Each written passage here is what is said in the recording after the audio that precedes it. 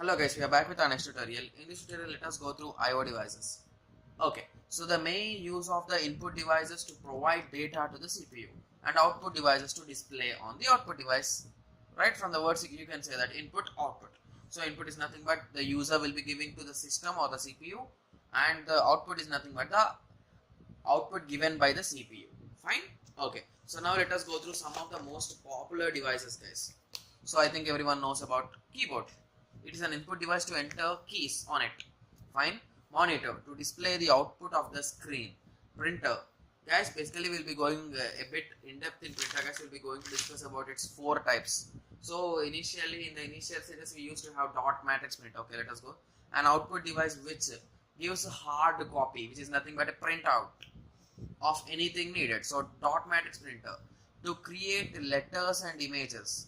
The print head, which contains pins, sits over an ink ribbon, and the ribbon helps to print the head.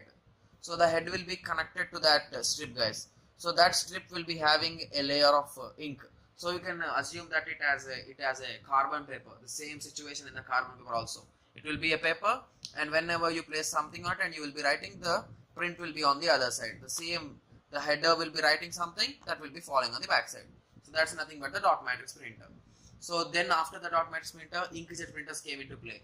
So inkjet printers are almost similar to dot matrix printer in that the image they create are composed of dots. In this, dots are really smaller and the printing is done really faster.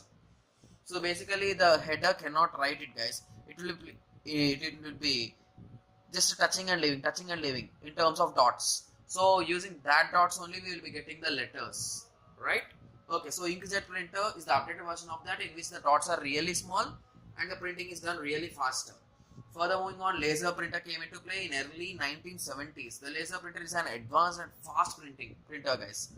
So after those things, the 3D printers, the latest printers, which can work on 3D objects. Basically, in some country or in some state, there are few buildings which are directly constructed, guys, by using this 3D printing technology.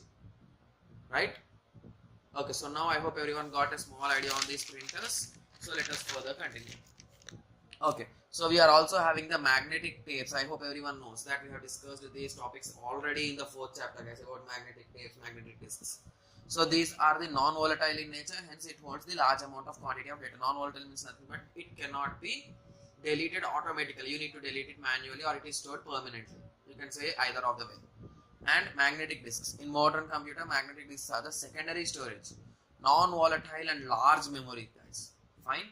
So mouse, it is a graphical user interface. It gives us the graphical user interface or the interaction between the user and the system. Fine. Scanner, the opposite of printer. It is used to create a soft copy. You will be placing this book and you will be just pressing scan. So this book, the first side of this book will be inserted or saved as a PDF or any kind of file that you need. So now I hope everyone got a small idea on this. So in the next tutorial we will be going through the basic concept of input output interfacing, guys. Thank you. Thanks for watching.